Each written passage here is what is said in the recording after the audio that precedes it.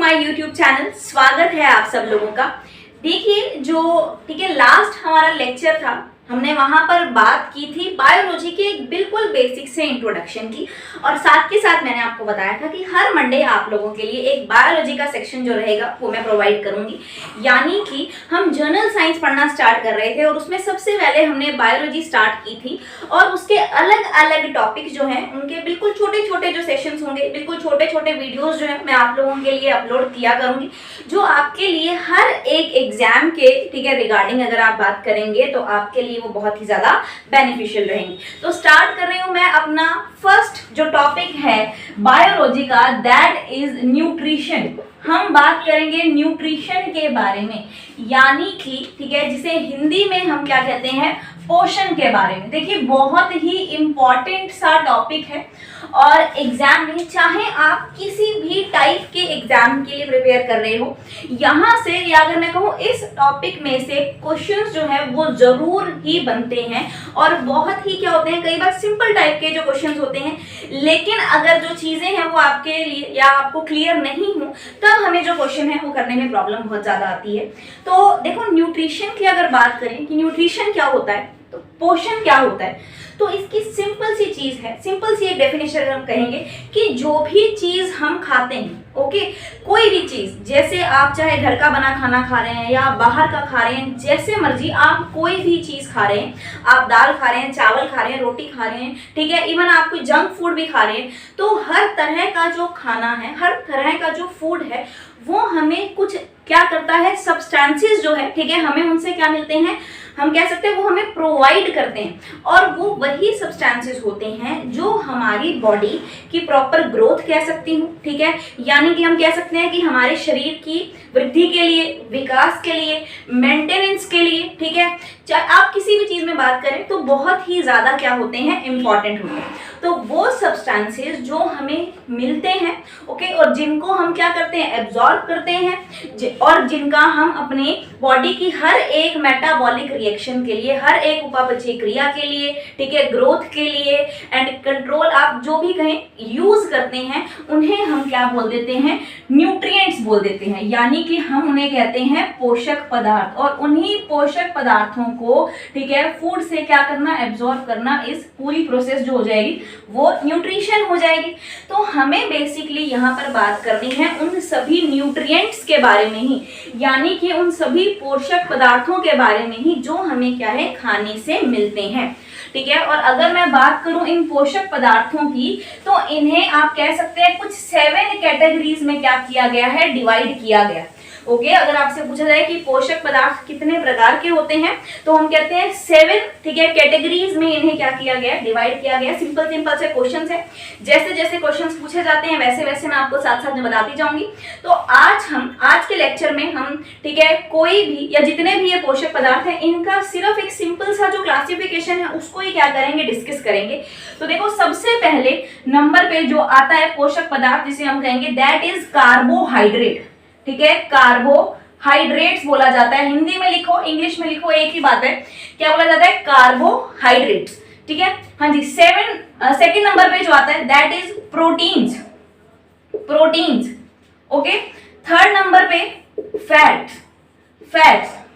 Okay. Fourth number पे आप कह सकते हैं वाटर। फिफ्थ नंबर पे हम लिखेंगे विटामिन्स, यानी कि विटामिन्स।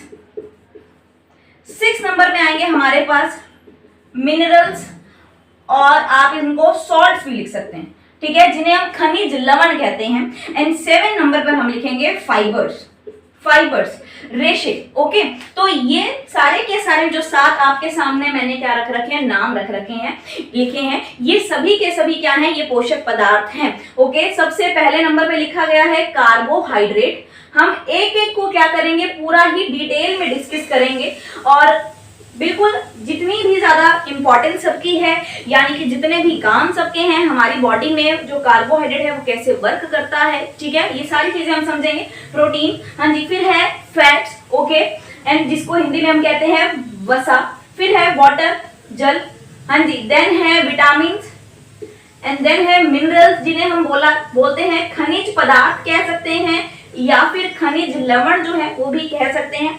एंड देन लास्ट में क्या है, फाइबर्स, जिनको हम क्या कह देते हैं, रेशे, या फिर आप फाइबर्स ही लिखें तो भी क्या है समझ में आ जाए। तो ये सिर्फ और सिर्फ ये जो 7 मैंने आपको पोषक पदार्थ बताए हैं, इन सबकी क्या होती है, ठीक है, बहुत इंपॉर्टेंस होती है। अगर आप समझिए, इन्हें पोषक पदार्थ इसीलिए कहा जाता है क्योंकि अगर इनमें से कोई एक भी चीज हो जो हमारी बॉडी को जितनी जरूरत है उतनी मात्रा में नहीं मिले तो इनकी कमी से क्या हो जाते हैं, रोग हो जाते हैं। ओके, तो ये ध्यान रखें, पोषक पदार्थ की डेफिनेशन भी यही रहती है कि वे सब्सटेंसेस, आप कहेंगे वे पदार्थ जिनकी कमी से, ठीक है, शरीर में कोई ना कोई रोग हो जाए, कोई ना कोई डिजीज हो जाए, उन्हें ही हम क्या बोल देते हैं, पोषक पदार्थ बोल देते हैं। और 7 कैटेगरीज जो हैं वो आप इनकी क्या कर लेंगे, अच्छे तरीके से याद कर लेंगे। कार्बोहाइड्रेट होगा, प्रोटीन होगा, फैट्स होगा, वाटर है, विटामिन है, ठीक है, मिनरल्स एंड सॉल्ट्स है एंड फाइबर्स हैं। तो बेसिकली इस पूरे के पूरे चैप्टर में हमें इन्हीं सातों के सातों जो न्यूट्रिएंट्स हैं इनको क्या करना है, अच्छे तरीके से डिटेल में डिस्कस करना है।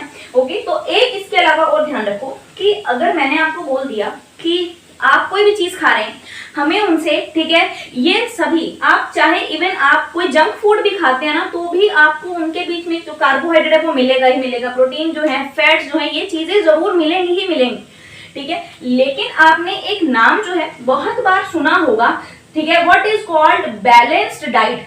बैलेंस्ड डाइट की अगर हम बात करें, या फिर जिसे हम क्या बोल देते हैं, संतुलित आहार बोल देते हैं, कि ये संतुलित आहार क्या होता है।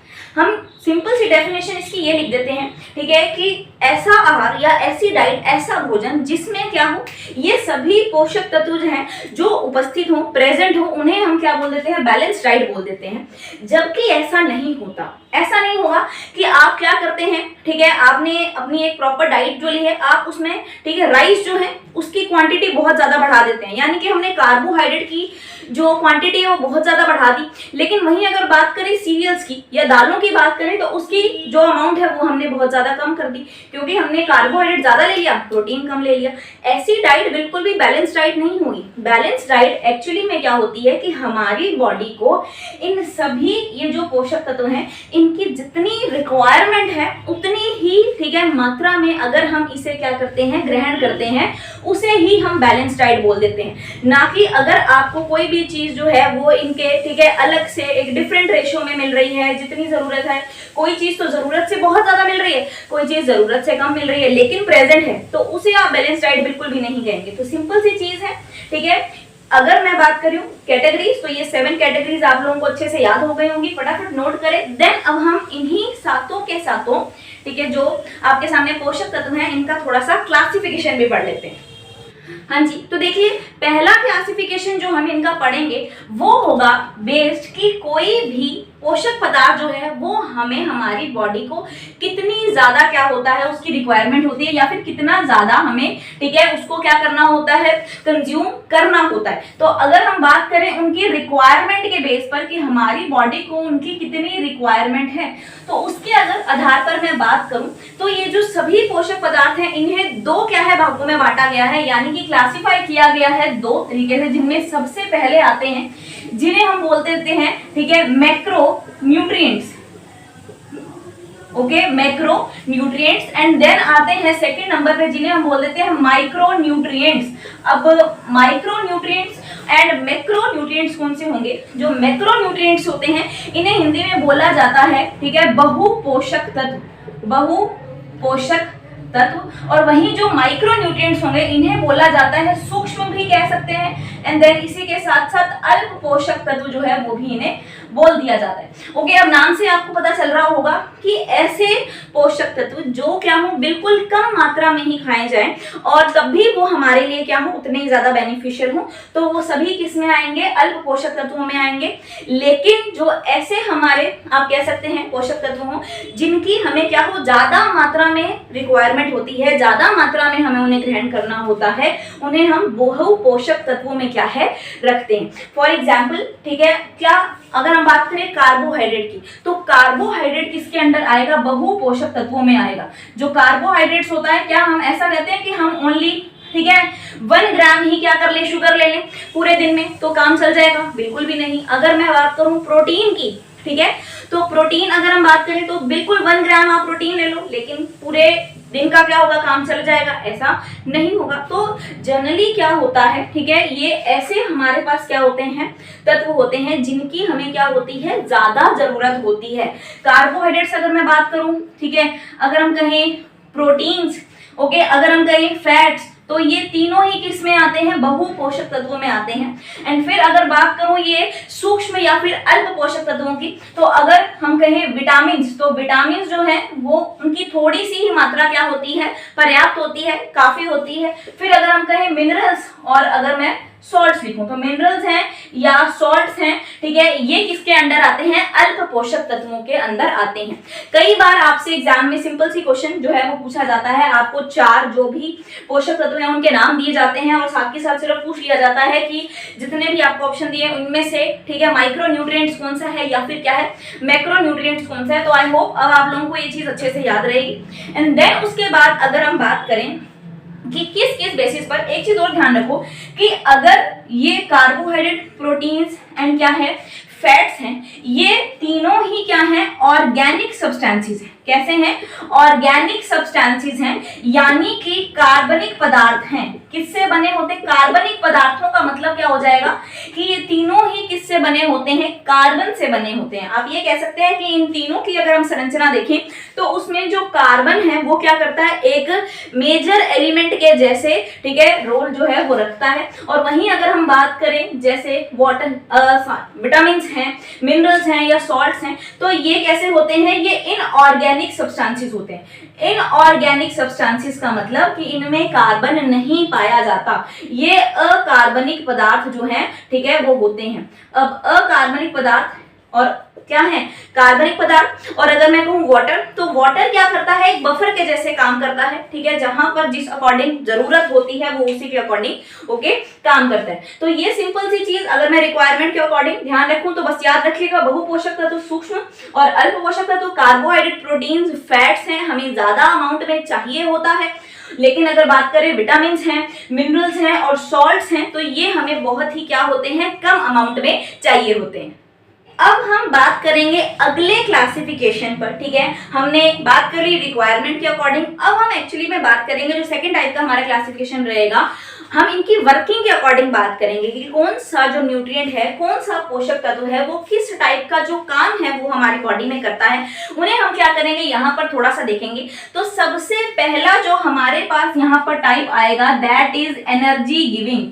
क्या हो, ठीक है, एनर्जी गिविंग, यानी कि कौन से ऐसे पोषक तत्व हैं जो हमें क्या करते हैं, एनर्जी देने का काम करते हैं, यानी कि ऊर्जा प्रदान करने वाले, जिनसे हमें क्या मिलती हो, ऊर्जा मिलती हो। तो ऊर्जा प्रदान करने वाले जो तत्व होते हैं इनके लिए हम लिखते हैं, ठीक है, कार्बोहाइड्रेट्स।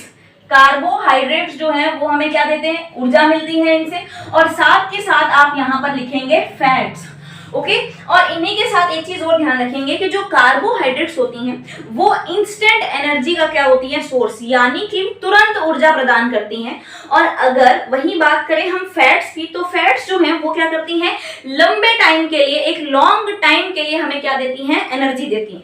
आपने अगर कभी देखा होगा कि, ठीक है, जो ग्लूकोज जो है वो कार्बोहाइड्रेट का ही क्या है, एग्जाम्पल है, ओके। और अगर मान लो गर्मी के टाइम में, ठीक है, जब हम कभी बाहर जाते हैं तो एनर्जी सारी ड्रेन हो जाती है, उस टाइम पर आप लोगों ने कई बार ग्लूकोन डी का क्या है, यूज बहुत ज्यादा किया होगा।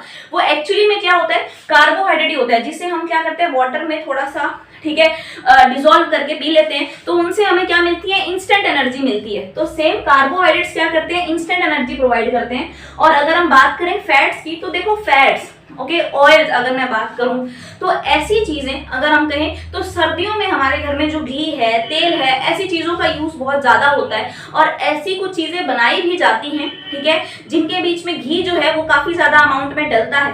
तो किस लिए होता है, ताकि हमें उनसे क्या मिले, एनर्जी मिले। तो सेम चीज बस ध्यान रखें, इंस्टेंट एनर्जी प्रोवाइड करती हैं और ये क्या करती हैं, लॉन्ग टाइम के लिए एनर्जी प्रोवाइड करती हैं। सेकेंड नंबर पे हमारे पास, ठीक है, जो आता है दैट इज कि अगर बिल्डिंग मटीरियल्स आप इन्हें कह सकते हैं, ठीक है, यानी कि इन्हें बोला जाता है निर्माणकारी, ठीक है, निर्माणकारी। ऐसे कौन से आपके पोषक तत्व होते हैं जो हमारी बॉडी की प्रॉपर ग्रोथ के लिए, ठीक है, डेवलपमेंट के लिए, यानी कि वृद्धि और विकास के लिए क्या होते हैं, काम करते हैं। तो उन्हें हम बिल्डिंग मटेरियल्स जो है या फिर कह सकते हैं बिल्डिंग न्यूट्रिएंट्स जो है कह सकते हैं। और इनके लिए जो आप एग्जाम्पल लिखेंगे दैट इज प्रोटीन्स।